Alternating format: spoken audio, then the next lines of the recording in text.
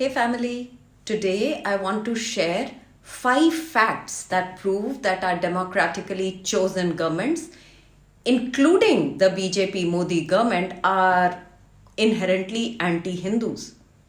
Fact 1. From early childhood, Hindu children are propaganda targets to inculcate in them a deep sense of shame and guilt for their Hindu heritage. The tools are factually incorrect history lessons, subliminal messaging in textbooks, and willing agenda pushers in the form of leftist teachers in schools. From the moment we gained our independence, there was a concerted effort to whitewash history so that the awful, devilish truth about demonic Mughal invaders and their barbaric Hindu genocides, rapes, slavery of Hindu women could be redacted from our consciousness. The Aryan invasion theory was dreamt up. Brave Hindu fighters have been expunged from history, and fake heroes like Tipu Sultan or Akbar are being shoved down innocent throats even today. The propaganda that started under the first education minister, cunning Maulana Abul Kalam Azad, with dubious and sketchy education record, is getting strengthened unchecked even under the Sabka Saath Sabka Vishwas government, whose joker inefficient minister boasted that the education ministry had not rewritten a single history chapter. Fact 2. Systematically break the sense of self-worth of the Hindus by brutally targeting our pillar of strength, our dharma.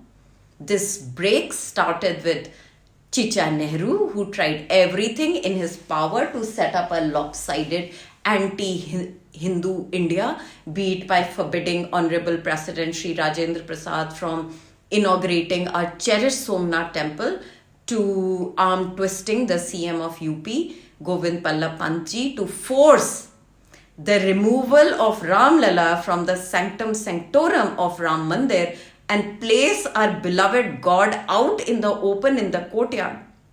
Not to be left behind, Chicha's diabolical daughter Indira Gandhi ordered firing on thousands of sadhus and Gaurakshak Hindus who were demanding a ban on cow slaughter that, by the way, is based in our constitution. As per the official report, 375 Hindus were killed in the firing. But according to the participants of the agitation, about 5,000 Hindus were brutally massacred. P.V. Narasimha Rao gagged us and broke the back of our quest for redemption from Mughal oppression by bringing in the Places of Worship Act in 1991 to prohibit conversion of any place of worship and to provide for the maintenance of the religious character of any place of worship as it existed on the 15th day of August 1947, which are about 30,000 temples. So we lost all rights to our temples. Even Sabka Saath Sabka Vishwas PM insensitively invited the murderer of hundreds of innocent car sevaks, Maulana Mulayam Singh Yadav, to the foundation laying ceremony at Ayodhya, while the Ram Lala Bhakts who were burnt alive in Godhra under his chief ministership have not even been recognized as victims yet. And yes, for the Sabka Vishwas PM too, Gaurakshaks are goons. And the merciless lynchers of our aged, beautiful sadhus in Palghar are not to be even mildly reprimanded. There are so many examples I can share, but let's move on. Third, deny Hindus all possible benefits of their land. Remember when PM Manmohan Singh said that minorities have the first right over India's resources? Well, it is a gospel of truth preserved by all PMs, including PM Sabka Vishwas. India, as a secular nation, forbids granting of any privilege based on religion. But who cares about our constitution when it comes to, sucking up to the mozzies? We have an anti-constitutional minority commission tirelessly working to empower the Mozis with the Hindu taxpayers' money at a national and at state levels. And in places like Lakshadweep, Mizoram, Meghalaya, Jammu and Kashmir, Arunachal Pradesh, Manipur, and Punjab, where Hindus are in minority, and even in Lakshadweep, where we are in the feeble minority of 2.5% and less, Hindus are still not entitled to the overflowing coffers of Minority Commission. Then there is the Muslim Education Board and a concerted effort to get them lucrative positions in Indian administrative services. Sabka Vishwas PM was very clear on development of Hindus and Muslims as citizens of India when he was CM, but quickly jumped into the debilitating appeasement politics by ramping up effort for the so-called upliftment of Muslims with the Hindu taxpayers' money. With our money, Sabka Vishwas PM is working towards a facile dream of empowering every Mozi youth with Quran in one hand and computer in the other. The effectiveness of Sabka Vishwas PM's effort is visible every day. When his beloved Muslim protege come on the roads chanting nuggets of wisdom like Sartan se juda or Hinduon ki kabr khudegi, then there is the evil of all evils, the mindless empowerment of the Muslim Land Waqf Board by every successive government. P.V. Narasimha Rao empowered this madness. Manmohan Singh enhanced its wicked powers that render the board more powerful than our institutions. And in 2013, the parliament has made Muslim Waqf Board Property Act into a law. To understand the sweeping powers of Waqf Board to take over any property can be understood by the fact that Taj Mahal is now a Waqf Board property. I have done an episode on the diabolical Waqf Board. Please do watch it for an in-depth understanding of it. The routine ethnic cleansing of Hindus, unchecked, unrecognized, and in many cases abetted by the governments, is a filthy ploy to keep us vulnerable in our land in the lap of our very own Bharat Ma, and that is fact number 4. I have lived through Hindu killings in Punjab by Bhindranwala, who in turn was a puppet of the Congress party. We all know the heinous violence perpetrated on Hindus in Kashmir. We all know what the wicked Congress muftis and Abdullahs did there. Please also know what Sabka Vishwas PM is doing there. Dragging his feet. There is still no official record made of the Kashmiri Hindus genocide, and the appeasement of the bloodthirsty Mozi community is such that no firm action is initiated to clean the filth.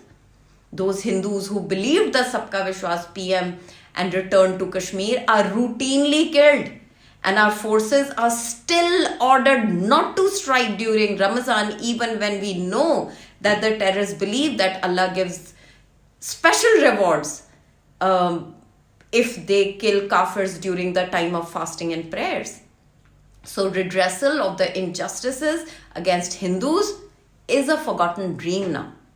Sabka Vishwas PM is displaying the spine akin to a jellyfish in West Bengal, where violent mayhem, rape and plunder is underway against the Hindus. Jammu, under the watch of BJP, is inching towards massive trouble, with Rohingyas gaining strength in huge numbers there. The truth seems to be emerging that allegedly the whole Kathua rape case was planned so as to push for a pro-Mozi gentrification of the place. But our Sabka Vishwas PM has done precious nothing to correct the narrative to avoid the anti-Hindu gentrification there. Number 5. Keep Hindus scared, insecure and weak. As you may be aware that only Hindu temples come under the management of the government. Only on Hindu temples are taxes levied. Only Hindu temples cannot take a decision on any matter concerning their faith. temples under the government management allow the usurping of the Hindu temple properties, etc., etc., etc. The British started this breaking up of our temples to break us as a community. Weak temples cannot defend our culture, and the whole ecosystem that sustains and strengthens on thriving temples is lost. Who will preserve our heritage, our knowledge then? We never expected anything from the cunning Congress pushing the Roman Church agenda or the wicked left. But we did expect this wrong to be corrected by the Sabka Vishwas PM, but he too seems mostly apathetic towards this dire need of correction. The Indian bureaucracy goes unchecked as they pointedly attack Hindus. Be it SP Lipi Singh, who has blood on her hands, of innocent Devi Ma Bhakts in Munger, Bihar, or the Tripura DM who went on a madman rampage at the auspicious wedding ceremony of a respected Hindu doctor. When everyone is watching a poor skinny Panditji being thrashed by policemen and our Ajit Doval begging criminal Maulana Saad to follow COVID protocol restrictions with folded hands, are we surprised at this open, fearless intimidation of the Hindus by the system?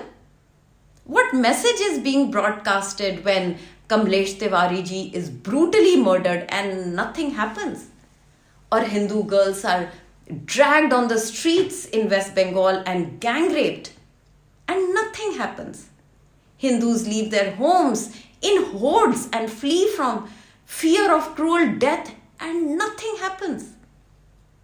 Poor Bengali Hindu women beg the almighty Home Minister of India for protection and nothing happens. Hindu pogrom in Shaheen Bagh and nothing happens. Rinku Sharma and nothing happens. The message is that it worked perfectly for the previous governments and is working for the BJP government to have Hindus in a constant state of fear and insecurity. Drill in us that we are inconsequential, powerless, and without basic human rights or entitlement to a life of dignity. With the systematic dismantling of Hindu organizations like Vishwa Hindu Parishad, Bajrang Dal, Hindu Yuva Vahini, and the Sabka Vishwas narrative plaguing RSS too, perhaps at the behest of the Sabka Vishwas PM, we are more vulnerable than ever before. So let's wake up to the reality that it is only Hindus now who can and should stand up with fellow Hindus. Let us learn from the Mozis and come together as a powerful vote bank.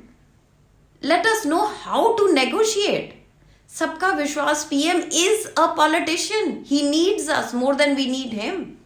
We just have each other. Let's all Sanatanis, Bharatma loving Hindus, come together as one. Stop looking at BJP with any expectations. Let's demand as voters who gave them the top job. They couldn't protect their devoted Karyakartas from awful, cruel deaths. What can they possibly do for us?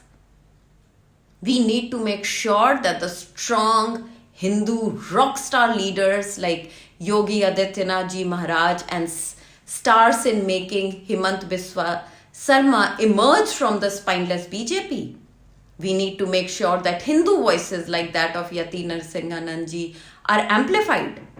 Let's work towards reclaiming our motherland and strengthening our Sanatan Dharma. It's really in our hands alone.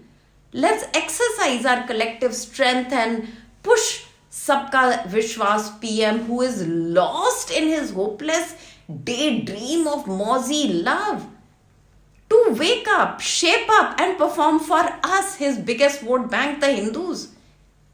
जो हिंदू हित की बात करेगा वही देश पे राज करेगा. Clear है. Thanks for listening, guys. I'll see you soon.